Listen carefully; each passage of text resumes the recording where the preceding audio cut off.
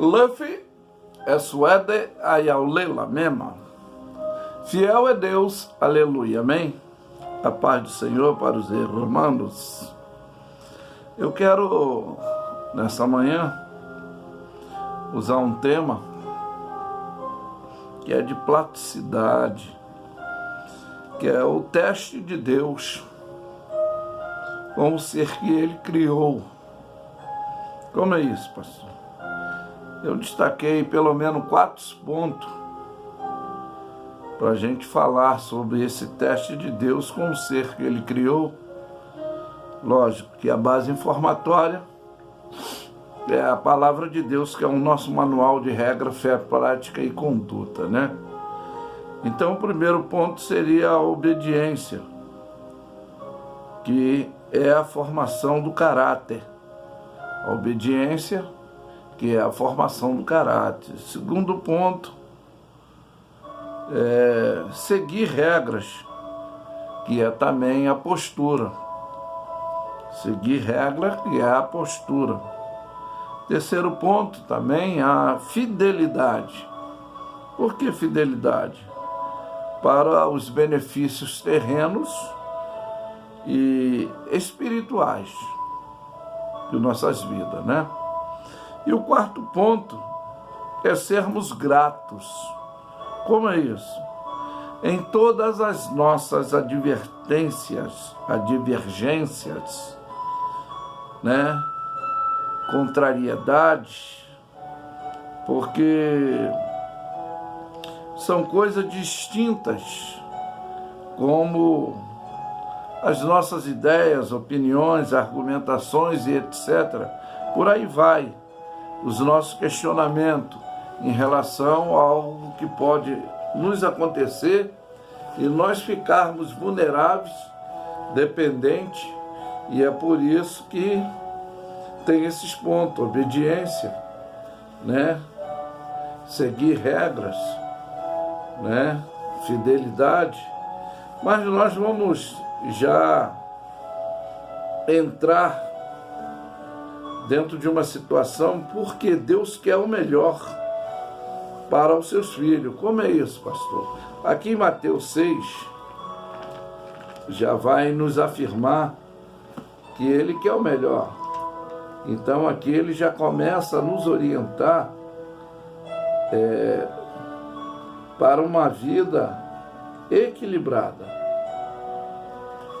Uma vida não de preocupação exacerbada, conforme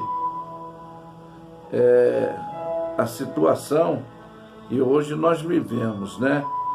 Do versículo 25 em diante, vai nos avisar, nos informar, nos orientar. E ele diz assim: por isso vos digo que não andeis cuidadosos, ou seja, ansiosos, preocupados, né? Quanto à vossa vida, pelo que haveis de comer, pelo que haveis de beber, nem quanto ao vosso corpo, pelo que haveis de vestir. Não é a vida mais do que o alimento, e o corpo mais do que a vestimenta. Aí ele exorta-nos e fala da sua necessidade de nos cuidarmos, de nos preservarmos. E ele diz: olhai para as aves do céu, que não semeiam, não cegam, não juntam em celeiro, e o vosso Pai Celestial as alimenta. Não tem de vós muito mais valor do que elas? E qual de vós poderá, com todo cuidado, acrescentar um côvado da sua estatura? E quanto ao vestuário, porque anda solícito? Olhai para os lírios do campo, eles crescem, não trabalham nem fiam. E eu vos digo que nem mesmo Salomão, em toda a sua glória, se vestiu com qualquer deles. Mas Deus assim veste a erva do campo, que hoje existe, amanhã lança no forno.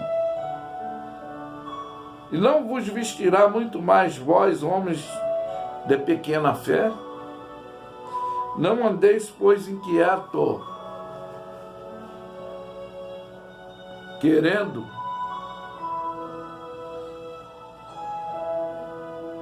dizendo: o que comeremos, o que havemos de beber, com que nos vestiremos? Porque todas essas coisas há preocupação em todo ser, que a Bíblia vai dizer: gentios procuram. Declaro-vos a esse decreto aqui: o vosso Pai Celestial bem sabe o que nós precisamos, o que nós necessitamos, né? Ele sabe de todas essas coisas. Mas a orientação de atitude é buscar em primeiro lugar o reino do céu e a sua justiça.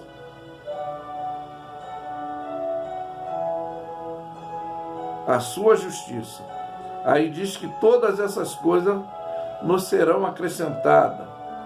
E diz para não inquietarmos, ficarmos ansiosos, preocupativos pelo dia de amanhã, porque o dia de amanhã cuidará de si e basta cada dia o seu mal. Ou seja, a situação que poderá surgir e acontecer. E aí devemos ter equilíbrio para gerenciamento. Também vai nos informar aqui Isaías 55, que é um texto bem conhecido, né?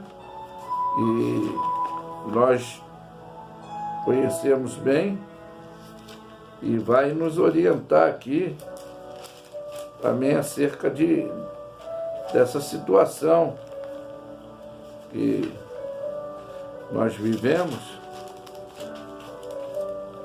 Isaías 55, aqui do versículo 6 a 11, vai dizer: buscai ao Senhor enquanto se pode achar, invocá-lo enquanto está perto. Deixa o ímpio o seu caminho, o homem maligno os seus pensamentos, e se converta ao Senhor, que se compadecerá dele. Torne-se para o nosso Deus, porque é grandioso em perdoar, porque o pensamento não são os vossos pensamentos, nem o vosso caminho, os seus caminhos, diz o Senhor. Porque assim como o céu está elevado, mais alto do que a terra, assim são os caminhos mais altos do que os caminhos, do que os nossos caminhos, e os nossos pensamentos mais alto, o pensamento dele mais alto do que o nosso pensamento. E aí ele diz: enquanto o céu está elevado acima da terra, assim está elevado o caminho, o pensamento de Deus em relação a nossas atitudes, os nossos querer, de forma como tentaremos agir. E ele diz que assim será a palavra que sai da sua boca, e ela não voltará para ele. Antes ele envia para o que é necessário para aprendizado e legado de esse teste de obediência, de seguir regras, de sermos gratos, tá? E principalmente a fidelidade, que é o terceiro ponto, que é o que quase não acontece na vida de alguns seres. Então, o primeiro teste, que foi com o ser que ele criou, a gente já sabe que está no livro de Gênesis, que é o Adão, primeiro administrador, mas, conforme nós falamos, que o nosso tema está o teste com o ser que Deus criou. O primeiro seria a obediência, a formação do caráter. E aqui, no capítulo 3, do versículo 9 a 14, já forma isso. Capítulo 3, de 9 a 14. Mas do fruto da árvore que está no meio do jardim, disse Deus, não comereis dele, nem nele tocareis, para que não morra. Então a serpente disse à mulher, certamente não morrerás, porque Deus sabe que no dia em que dele comerdes, lhe abrirão vossos olhos, e sereis como Deus, sabendo o bem e o mal. E vendo a mulher que era aquela árvore boa para comer, agradável aos olhos, a árvore desejada para dar entendimento, tomou do seu fruto, comeu e também deu ao seu marido. E ele comeu com ela, se banqueteou, né? Então foram abertos os olhos de ambos, ou seja, o entendimento. Saíram da inocência e entraram na malignidade. E conheceram que estavam nus, desprovidos, né? Em todos os sentidos. E cozeram folhas de figueiras e fizeram para si aventais. E ouvindo a voz do Senhor, que passeava no jardim pela viração do dia, escondeu-se, e Adão e sua mulher da presença do Senhor. Deus, e entre as árvores do jardim, e chamou o Senhor Deus a Adão e disse, aonde está? E ele disse, ouvi a tua voz soar no meio do jardim, temi, porque estava nu, e escondi-me. E disse Deus, quem te mostrou que estava nu? Comeste da árvore que te ordenei que não comesse? Aí ele diz aqui, então disse Adão, a mulher que tu me deste por companheira, ela me deu a árvore. Olha só, hein? Ela me deu a árvore. E disse o Senhor, da mulher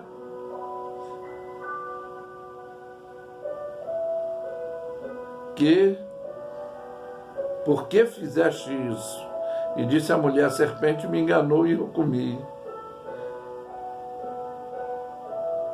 Então o Senhor disse à serpente, porquanto fizeste isso, maldito serás entre todas as bestas feras, mais do que todos os animais do campo. Sobre o teu ventre rastejarás, comerás do pó todos os dias da tua vida. Bom, primeiro passo que nós já citamos aqui seria o teste à obediência, que é a formação do caráter. Aí eu quero agora já destacar um ponto dentro desse diálogo. Ele faz transferência de responsabilidade. A mulher que tu me deste, ele não assumiu o que foi falado. Você terá liberdade e da árvore da ciência do conhecimento do bem e do mal, no dia em que dela comeres, certamente morrerás. Então foi já orientado, e ele se deixou-se dominar, porque o primeiro teste disso aí é a obediência, que faz a formação do caráter.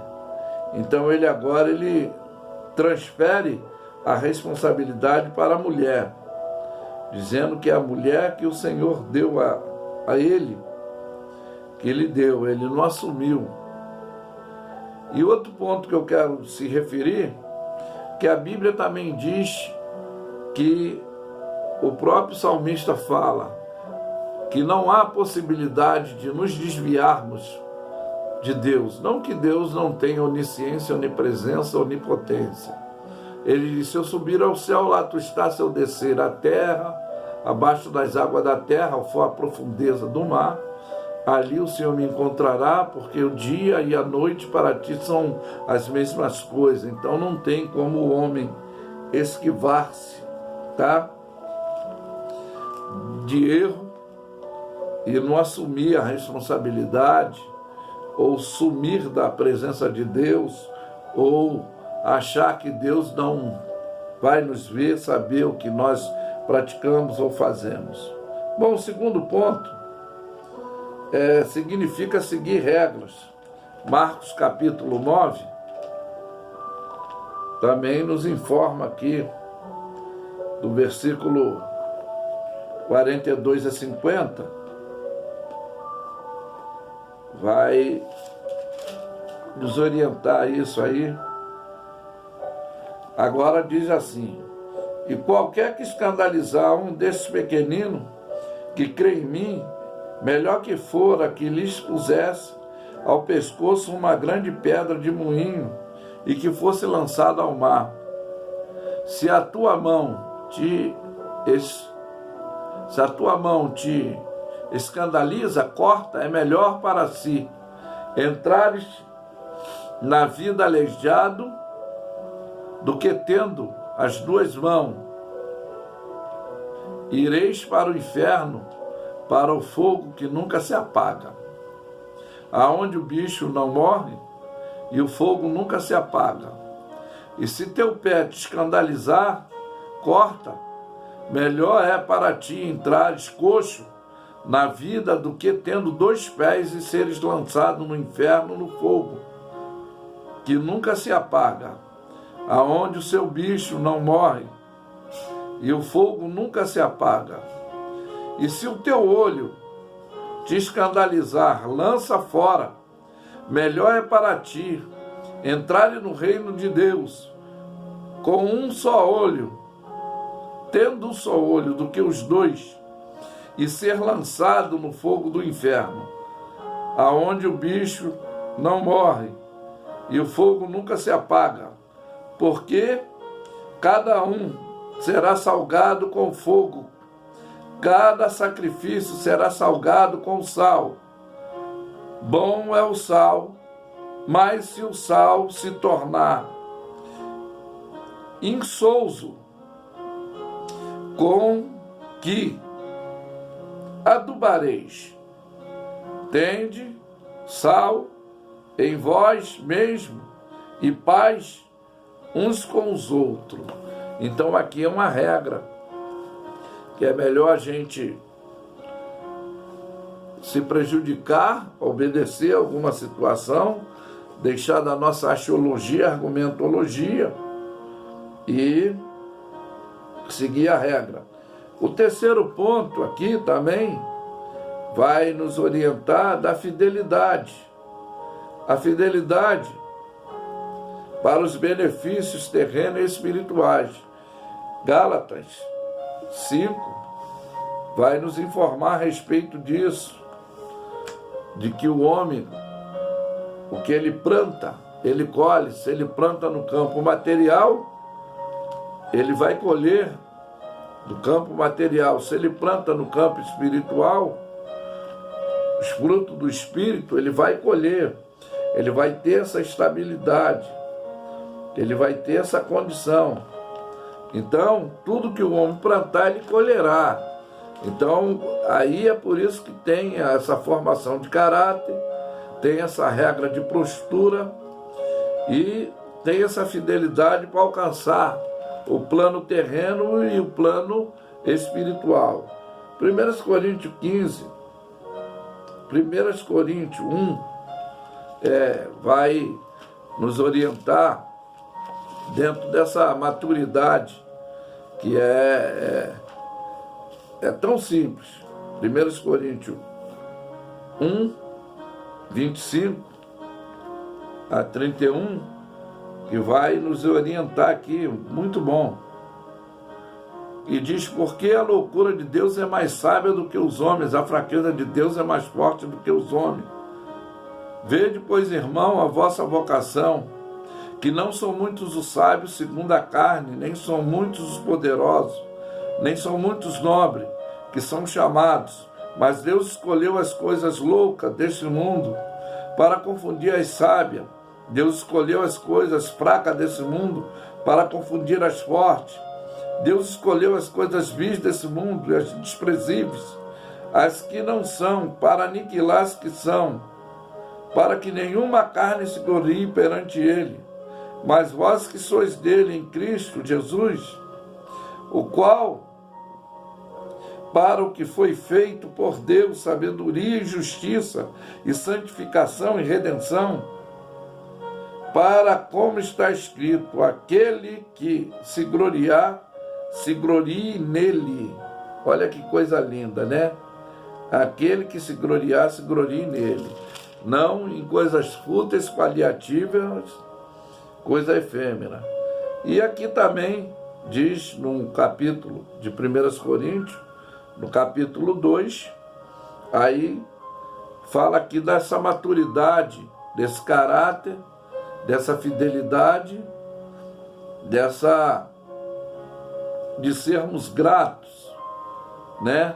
Aqui vai dizer aqui, ó, é o versículo de número 13, vai dizer: as quais também falamos não com palavra de sabedoria humana, mas com o Espírito Santo, ensinando, tá? Comparando as coisas espirituais com as espirituais. Ora, o homem natural não compreende as coisas do Espírito de Deus, porque eles parecem loucas. Não pode entendê-la, e nem discernir, nem entender, nem discernirem espiritualmente. Mas o que é espiritual discerne bem, ou seja, obedece, entende. E ele de ninguém é discernido, porque quem conheceu a mente do Senhor, para que possa instruí-lo? Mas nós temos a mente de Cristo.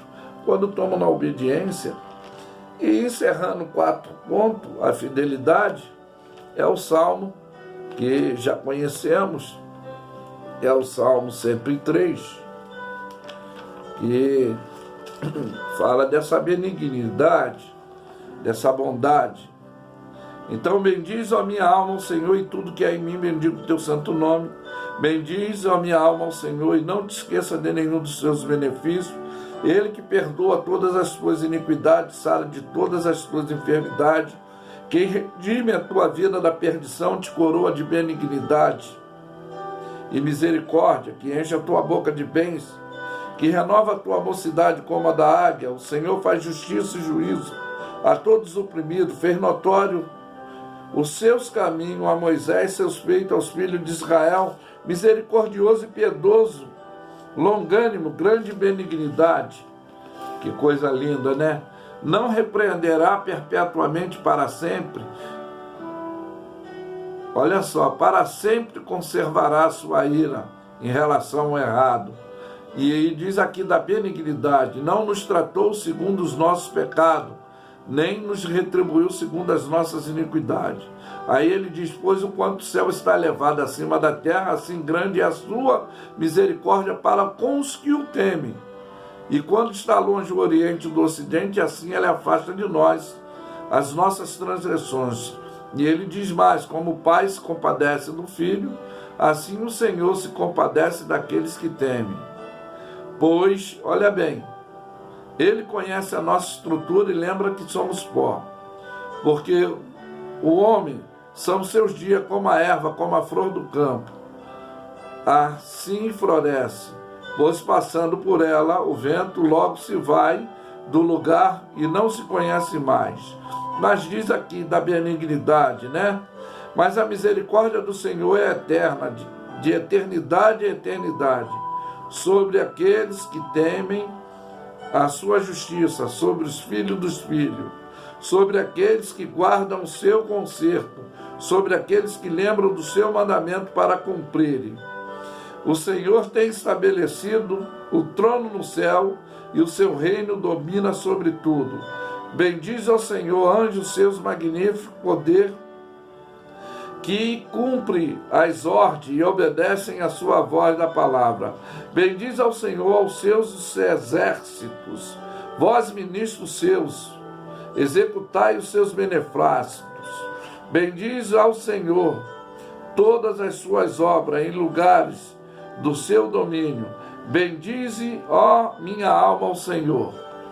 Então aqui está a reflexologia não só da obediência, que é a formação do caráter, a seguir regra, né?